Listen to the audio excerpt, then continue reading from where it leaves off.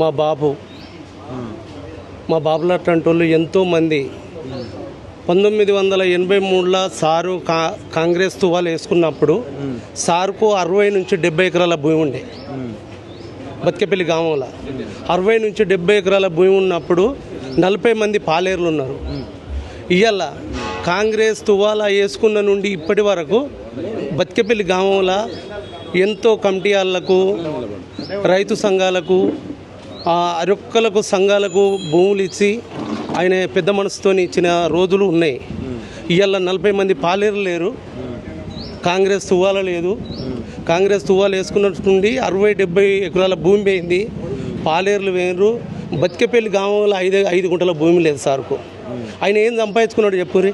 ఆయనే ఇవాళ ఆయన గురించి బతికేపల్లి గ్రామంలో మేమందరం దుఃఖపడుతున్నాం. ఇవాళ మాకు ఇవాళ సారు మాకు కాంగ్రెస్ తువ్వాలు వేసుకుంటే మాకు ఏమవుతుంది, ఏదో వస్తుంది సార్కు వచ్చింది గిది. ఇవాళ ఇంత బాధపడుతున్నాం మేము.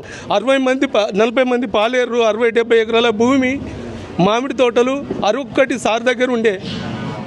మా బాపులో 40 మంది పాలేరులు ఉన్నారు. ఇవాళ ఒక్క మనిషి లేకుండా అయిపోయాడు. ఆయన ఏం సంపాదించుకున్నాడు చెప్పారు. గింత సార్ ఇప్పటికైనా కానీ ఏ రాజనీతి క్యాండిడేట్కైనా కానీ తెలిసిన మనిషి ఇష్టం ఉండదు సార్. నేను ఎక్కువ మాట్లాడలేను సార్. బతికేపల్లి గ్రామంలో ఆయనకు 70 ఎకరాల భూమి ఉండే 1983లో కాంగ్రెస్ తువ్వాలు వేసుకున్నప్పుడు. ఇవాళ 5 గుంటల భూమి లేదు సార్కు.